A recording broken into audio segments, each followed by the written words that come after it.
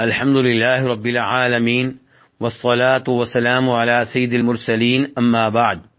ایک بھائی سوال کرتے ہیں اور ان کے سوال کا معنی اور مفہوم یہ ہے کہ اگر جنتی جنت میں یہ خواہش کرے کہ اس کی اولاد پیدا ہو تو کیا اس کی یہ خواہش پوری کی جائے گی؟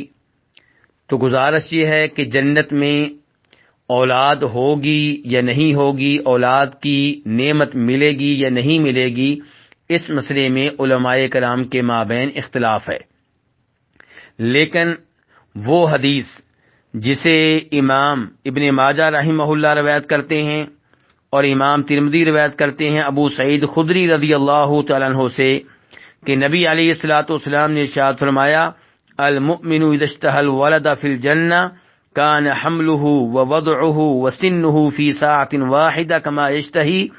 اس حدیث سے پتہ چلتا ہے کہ جنت میں یہ نعمت بھی میسر ہوگی۔ اس حدیث کا ترجمہ، مفہوم اور خلاصہ یہ ہے کہ ابو سعید کہتے ہیں کہ نبی کریم صلی اللہ علیہ وسلم نے ارشاد فرمایا کہ جب جنتی جنت میں یہ خواہش کرے گا کہ اسے اولاد دی جائے تو اس کی یہ خواہش ایک ہی گھڑی میں پوری کر دی جائے گی۔ حمل ٹھہرے گا، بچہ پیدا ہوگا اور اس بچے کی عمر بھی مکمل کر دی جائے گی، یعنی کہ اس کی عمر 30 سال کی کر دی جائے گی۔ گویا کہ اس کی یہ خواہش ایک ہی گھڑی میں پوری کر دی جائے گی۔ اس حدیث سے پتہ چل رہا ہے کہ جنت میں یہ نعمت بھی میسر ہوگی۔